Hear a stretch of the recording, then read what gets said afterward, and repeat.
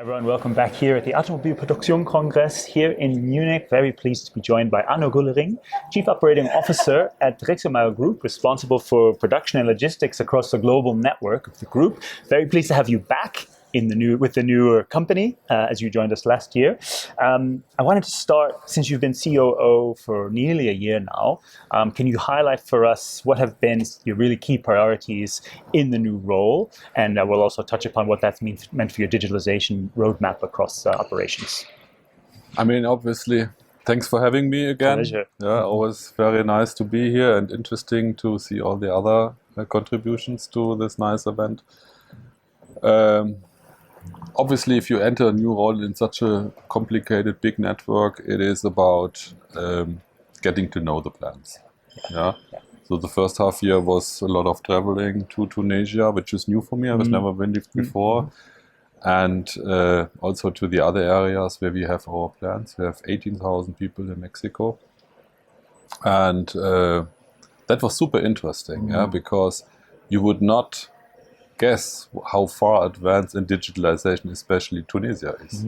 Yeah, and that really was an eye-opener for me, to see how far advanced, also in West Coast country, these digitalization activities are, the appearance on the shop floor, how the mindset is in these plants.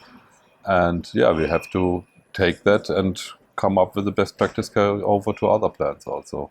Absolutely. And in fact, you highlighted in your presentation, very important for Dräxlmaier on your digitalization roadmap is a mindset shift.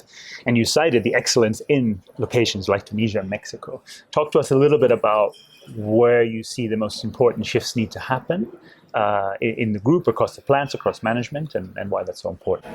As I explained, I see digitalization not just for self-explaining. I see it as a key to future efficiency gains. Yeah. So really, we have to make use of it to keep up with China, for example. Yeah. Who is very advanced in this. And in my point of view, you have to give it some space. Yeah. In your daily talks, in the plants, in the plant and operations, manager cycles. Yeah. It's not for free. Yeah, you have to give the people time. You have to show interest for the activities which are running by on the shop floor and in these areas. And this is what the mindset change really is about. Yeah, you have to give it some space. To grow and to develop. You shared some great use cases in AI on the shop floor, and one of the points you're really stressing is digitalization at the shop floor level of data, of information. Again, what do you see as some of the key advantages that at Dräxlmaier, and what are some of the areas you'd like to improve further in that? First of all, Dräxlmaier is very far with connecting really all the plants to the cloud. We have a very standardized system, much more advanced than other companies, and present in really every plant. And what is also quite sophisticated is that the data which is shown in this shop floor visualization is very much customized on the individual product field which you're working in. Obviously, a plant which is highly automated, like a battery assembly plant, you show much different data on the shop floor than in a plant which is more, let's say, manual labor intensive. So here you have sources and KPIs which are probably people productivity, quality, and other things. And so this has come very far in Dräxlmaier, compared to other companies. What we have to now exploit and use further is really to get these good ideas from individual plants more commonly known in the plant network. To come up with something like a best practice carryover. Exactly. Again, Gen AI is also on the digital roadmap from early exploring things like Copilot, but further integrating data.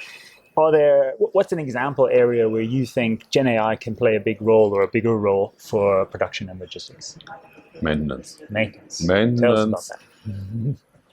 I mean, what is maintenance? Maintenance is is maintaining an equipment and also repairing an equipment. And I mean, think of 15 years ago, a repairing activity has been noted in a book or probably typed into a computer or something and probably never looked at again.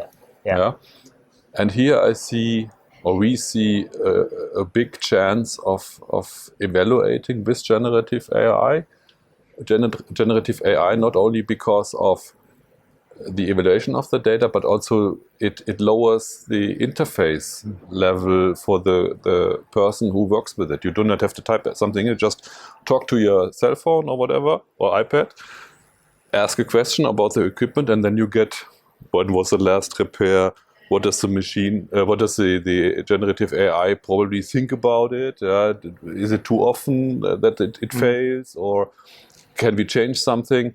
So I see a big chance in equipment maintenance. To really look at the repair activities we have and to give examples and hints to the very operator, the very maintenance guy to do something different. Absolutely. Last point, what do you see as some of the important skills, training, focus areas that will be needed at Dräxlmaier to support these innovations? Yeah, you have to have a backbone of specialists. Not many. Yeah, you would be amazed how small the number of specialists in a plant is. You really need to boost digitalization. So only a group of, let's say, 3 to 4 people, 5 in a plant. But you have to have something like a groundwork where you can build on. Yeah, both for, let's say, application level, to work with AI and digitalization, but also for connectivity. You have to have IT, OT specialists who connect the machines to the cloud, that you do not get stuck. In former times, we have been probably not able, because for interface problems and other things, not able to connect every machine. And if you have let's say a plant with 100 machines and only 10 are connected, you will not improve the whole plant. No, absolutely. It's so great to have you back here sharing these innovations with us. There'll be more to read, to follow on Automobil Produktion's website and publications with some more interviews with Mr. Güllering, and more from the Apika on LinkedIn and our social networks. Thanks so much for being with us. Thanks, Christoph, for having me. Yes.